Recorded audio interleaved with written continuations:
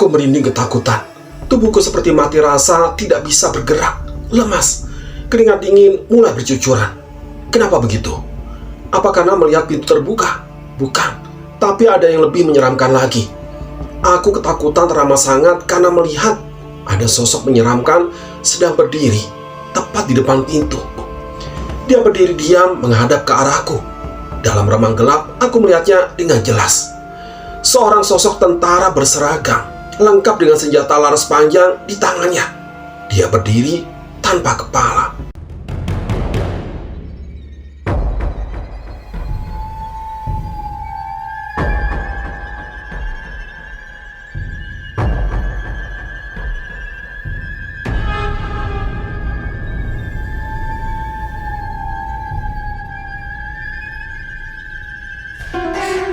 Bismillahirrahmanirrahim. Assalamualaikum warahmatullahi wabarakatuh. Ya, kembali lagi bersama Cerpen Horor. Cerpen Horor kali ini akan mengisahkan sebuah kisah dari akun Twitternya @bristory. Ya, dengan judul Hantu Mes Pelatihan. Buat teman-teman nanti yang ingin membaca kisah lengkapnya, bisa saja langsung mengunjungi linknya yang akan dicantumkan di kolom deskripsi. Dan sebelum lanjut, teman-teman bisa membantu channel ini supaya bisa lebih berkembang lagi, yaitu dengan cara menekan tombol subscribe.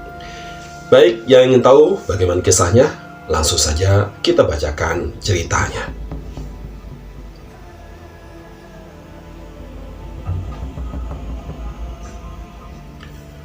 Waktu seperti berhenti.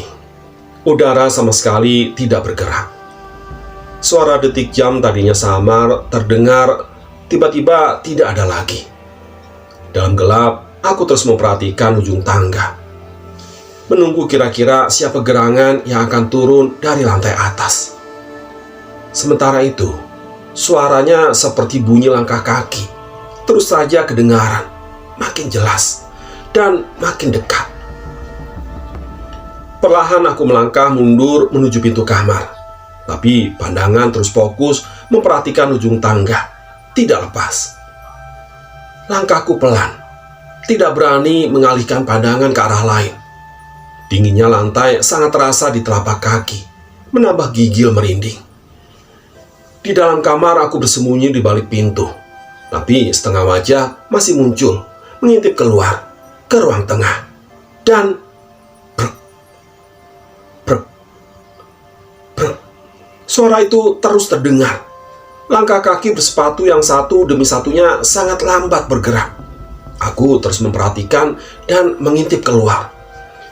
Cemas dan takut, berbalut penasaran, membuatku memilih menunggu mencari tahu daripada menutup pintu, coba mengabaikan. Ruang tengah sangat gelap, tapi cahaya lampu dari luar yang masuk dari sela jendela bisa membantu penglihatan. Cukup lama seperti itu, menunggu dan menunggu, sampai akhirnya suatu mulai terlihat muncul di ujung tangga. Ada yang bergerak turun dari lantai atas. Beberapa detik berikutnya, aku mulai bisa menerka-nerka. Ada kaki bersepatu sedang melangkah menuruni tangga. Langkahnya bergerak sangat pelan. Butuh waktu beberapa detik dari langkah satu ke langkah berikutnya. Brak, brak, tentara. Aku akhirnya bisa memastikan kalau suara itu merupakan suara langkah kaki tentara. Tentara dengan sepatunya yang khas. Aku bisa pastikan, ketika perlahan tapi pasti, objek misterius yang sedang menuruni tangga itu semakin jelas terlihat. Itu adalah benar tentara. Ya, ada tentara yang sedang menuruni tangga dengan langkah yang bergerak sangat pelan. Awalnya hanya kelihatan sepatu, lalu kaki, kemudian pinggang. Perlahan terus seperti itu, sampai akhirnya aku bisa melihat secara utuh. Walau gelap, tapi mataku masih bisa menangkap dengan jelas sosoknya. Baju dan celana sangat menggambarkan kalau dia adalah seorang prajurit, seragam khas tentara, mengenakan helm baja, tapi yaitu, dia bergerak sangat-sangat lambat. Tangga itu tidak lurus, langsung ke bawah. Jadi di bagian tengahnya dia akan berbelok ke kiri. Pada bagian inilah, nantinya sosok tentara ini akan menghadap langsung ke arahku. Begitulah, di tengah tangga Akhirnya tentara itu benar-benar menghadap ke kiri, menghadap ke diriku, kemudian melanjutkan melangkah turun. Aku tidak bisa melihat jelas wajahnya, namun postur dan bentuk badannya sangat jelas. Tinggi, besar, tegap, tapi ya itu, langkahnya bergerak sangat pelan, malah terlihat agak gontai. Ini tentara dari mana sih? Seram sekali aku melihatnya. Sampai akhirnya sosok ini selesai juga menuruni tangga. Kakinya sudah menginjak lantai 1. Beberapa saat lamanya dia terdiam tidak bergerak.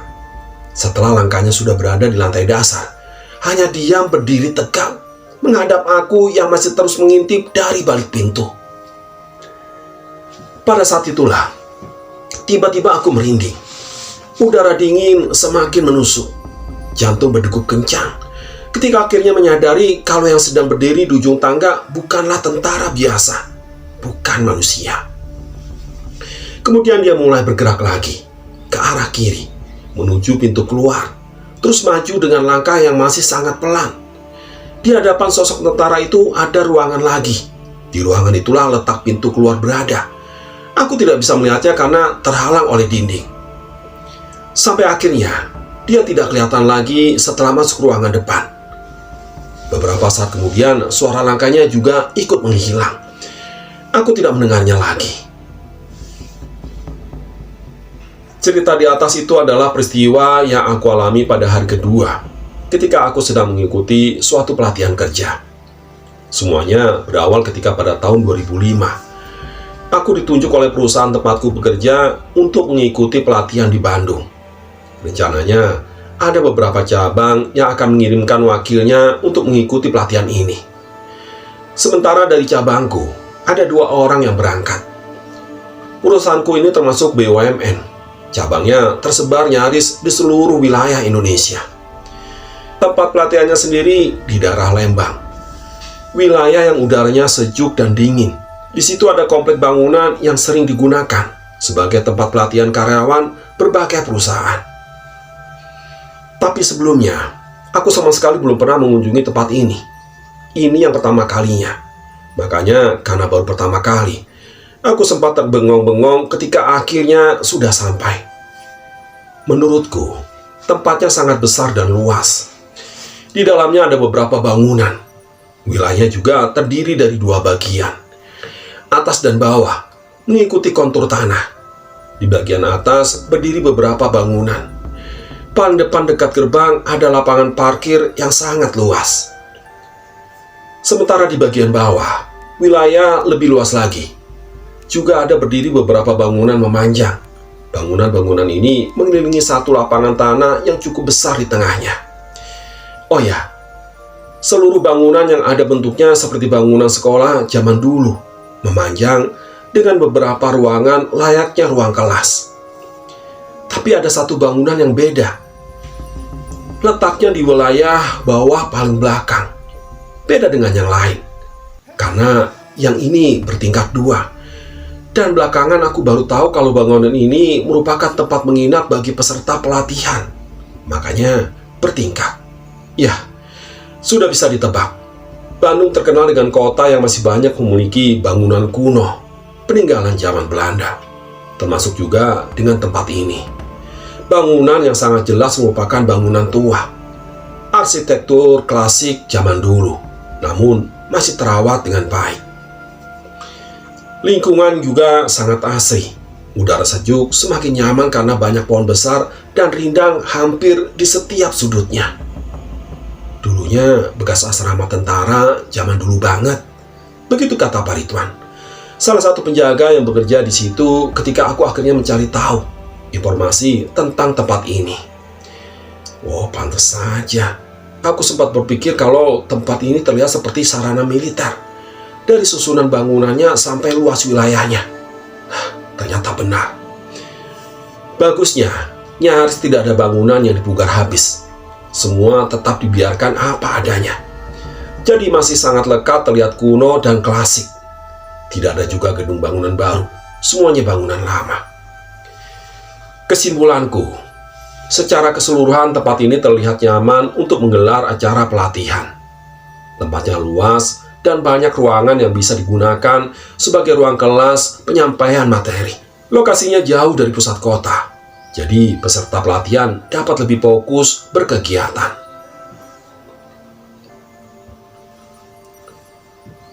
Aku dan Rio, temanku, akan menghabiskan 1 minggu ke depan tinggal di tempat ini. Rencananya akan ada banyak kegiatan yang berkaitan dengan pelatihan teori maupun praktek.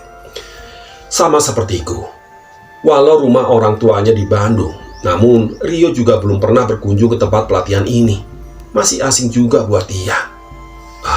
Selama aku udah sering bolak-balik Bandung, Lembang, aku belum pernah kalau di tempat ini ada tempat buat pelatihan. Tapi asik juga tempatnya. Rio bilang begitu. Asik? Menurutku malah tidak asik. Ya, kenapa? Kan menurutku tempatnya agak sedikit seram. Seram? Ya, memang tidak bisa dipungkiri kalau tempat ini indah dan nyaman. Tapi aku merasa kalau ada sisi yang memancarkan aura keseraman. Besar kemungkinan kalau perasaanku tidak salah. Tempat ini sudah berdiri sangat lama. Mungkin nyaris 100 tahun usianya. Jadi, ya tentu saja, sudah panjang sejarah di belakangnya. Menjadi saksi bisu dari banyak peristiwa. Kamarnya sangat besar. Ada 2 tempat tidur kayu dengan kasur busa di atasnya. Di antara 2 tempat tidur ada lemari besar. Ada meja dan kursi juga. Kamar mandinya model lama tapi sangat bersih dan terawat. Itu gambaran kamar beserta isinya yang aku dan Rio akan tempati. Kamar-kamar ini letaknya persis di depan ruangan semacam lobi gedung. Pintu masuk dan tangga ke lantai atas juga ada ruangan ini. Oh ya, kamar kami ini letaknya di gedung bertingkat 2 yang sudah aku ceritakan di awal tadi. Gedungnya berhadapan langsung dengan lapangan luas yang sepertinya biasa digunakan untuk olahraga atau upacara. Waktu itu Minggu sore, ketika aku dan Rio baru benar-benar tiba. Pelatihan baru akan dimulai keesokan harinya. Setelah menaruh barang bawaan di kamar, kami meluangkan waktu untuk berkeliling melihat-lihat keadaan, menyusuri setiap sudutnya, memasuki setiap bangunan yang ada. Sore itu langit sangat cerah, menyelimuti dataran Lembang yang sejuk udaranya. Di kejauhan, terlihat hamparan luas perkebunan teh. Hijaunya sungguh memanjakan mata. Singkat kata, malam pun tiba. Waktu itu sekitar 15 orang yang sudah hadir dari berbagai kota. Selebihnya akan datang pada hari Senin pagi. Karena belum ada acara resmi, jadinya kami menghabiskan waktu dengan berbincang di depan gedung tempat menginap. Biasalah, perbincangan tidak jauh dari pembahasan pekerjaan. Tapi tidak lama. Mungkin karena banyak yang sudah merasa lelah karena baru menempuh perjalanan jauh. Jadi sekitar jam 10 kami sudah masuk kamar masing-masing. Semua orang akhirnya mengisi kamar-kamar yang ada di lantai bawah. Jadi yang kami tahu, seharusnya kamar atas kosong semua. Di dalam kamar, aku dan Rio melanjutkan perbincangan sebentar. Kok tempatnya agak seram ya, Nal? Agak gimana gitu rasanya. Kamu ngerasain gitu nggak sih? Rio membuka percakapan. Ya agak-agak sih. Mungkin karena bangunannya bangunan tua kali ya, jawabku. Ya semoga karena itu ya. Pokoknya kalau ada apa-apa, aku langsung nginep di rumah ortu aja lah. Lah, terus aku sendirian dong di sini. Tega amat kamu. Ya udah, kamu kalau mau ikut-ikut aja. Gak apa-apa. Rumah orang tuaku ada kamar kosong kok. Ya, ada-ada saja si Rio. Aku yang awalnya terus coba mengabaikan pikiran-pikiran jelek yang muncul karena memang tempat ini terasa sedikit seram. Jadi kepikiran lagi gara-gara dia membahas itu. Tapi ya memang begitu. Tempat ini memancarkan aura seram di banyak sudutnya. Ditambah sepertinya memang lebih sering kosong daripada terisi.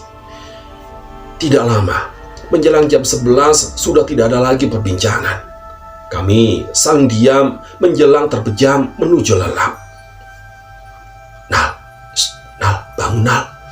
Terkesiap aku terbangun dari tidur. Tiba-tiba Rio sudah berada di dekatku, sepertinya dia menggoyang-goyangkan tubuhku supaya aku bangun. Kamu mimpi apa sih? Ngigo? Heboh banget sih kamu. Begitu Rio bilang. Mimpi? Iya, aku mimpi serem, jawabku. Masih jam 4 subuh, ketika aku terbangun di atas ranjang dalam keadaan berkeringat. Udara subuh Lembang yang sangat dingin, tapi aku malah berkeringat. Jadi, sebelum Rio membangunkan aku dari tidur, aku bermimpi yang visualisasinya cukup jelas. Mimpi seram, mungkin itu yang membuat aku mengigau seperti apa yang Rio bilang. Mimpiku sangat seram. Cukup buat aku jadi benar-benar merasa panik dalam tidur. Cukup untuk membuat berkeringat dingin. Di dalam mimpi itu, aku seperti sedang berada di tempatku saat ini, mes pelatihan.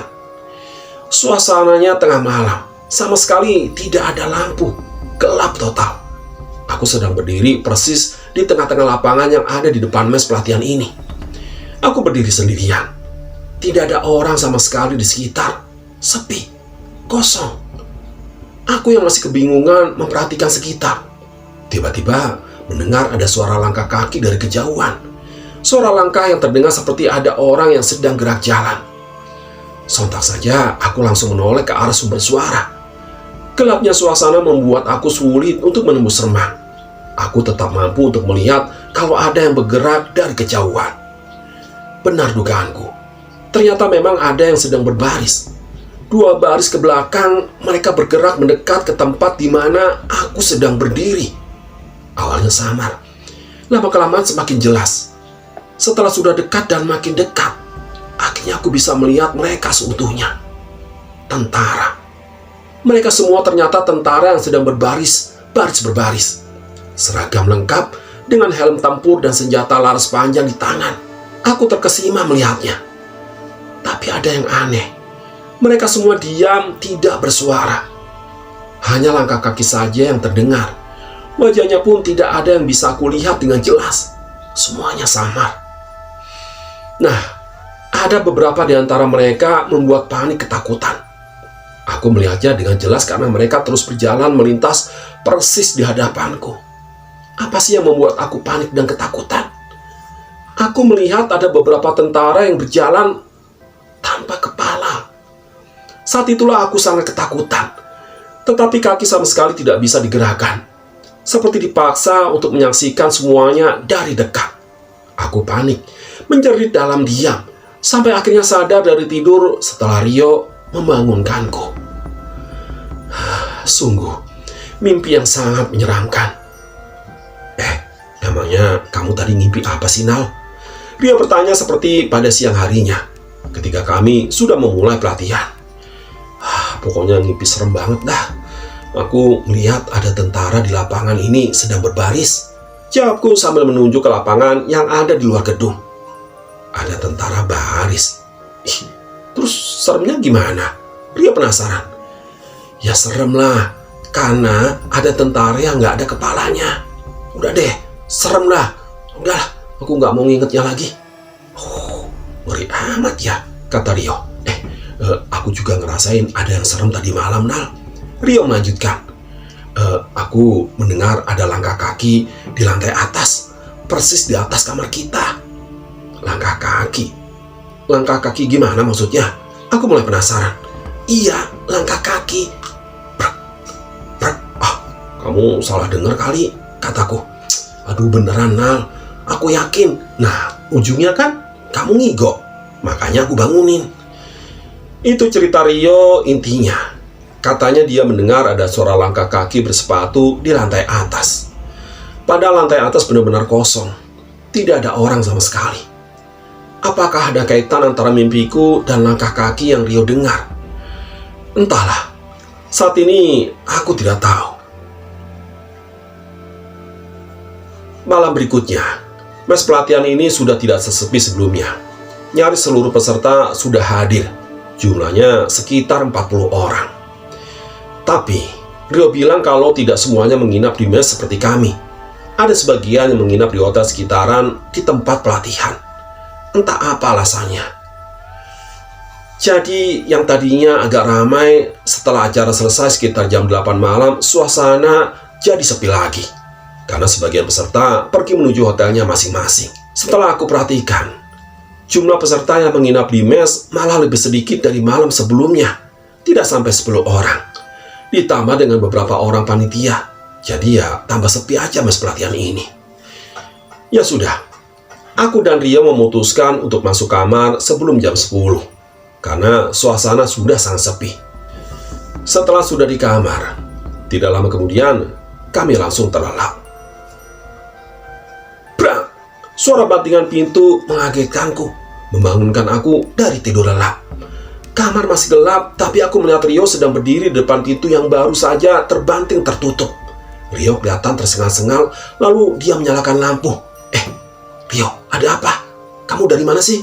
Aku jadi panik juga melihat Rio kelihatan sangat ketakutan dan wajahnya pucat. Masih jam 2 lewat tengah malam. Buru-buru Rio mendekat ke tempat tidurku. Nah, pokoknya besok kita udah gak usah nginep di sini lagi deh. Udah, nginep aja di rumah orang tuaku. Rio bilang begitu dengan suara yang nyaris berbisik. Lah, emangnya ada apa sih? Tanyaku. Udah deh, besok aja aku ceritain. Sekarang kita jangan tidur. Masih berbisik Rio bilang begitu. Ada apa sih sebenarnya? Emangnya Rio habis dari mana sih? Yang pasti, setelah itu sampai pagi kami tidak tidur lagi. Dan yang aneh, sesekali kami mendengar suara langkah kaki dari lantai atas. Langkah kaki yang seperti sedang berjalan bolak-balik dari ujung yang satu ke ujung yang lain. Aku dan Rio sama-sama mendengarnya. Sangat jelas. Jadi gini, semalam itu awalnya kan aku dengar langkah kaki. Jelas banget kedengerannya. Terus makin lama kok makin jelas. Itu kan ganggu banget ya. Terus aku sampai susah nih buat merem, buat tidur. Ya akhirnya aku penasaran. Terus aku berniat untuk cari tahu siapa sih yang lagi jalan-jalan di atas. Berisik banget soalnya. Rio mulai bercerita pada siang harinya ketika kami sudah mulai pelatihan. Lah terus gimana? Kamu terus ke atas? Tanyaku. Ya itu dia tuh bodohnya aku. Beneran aku ke atas mau cari tahu.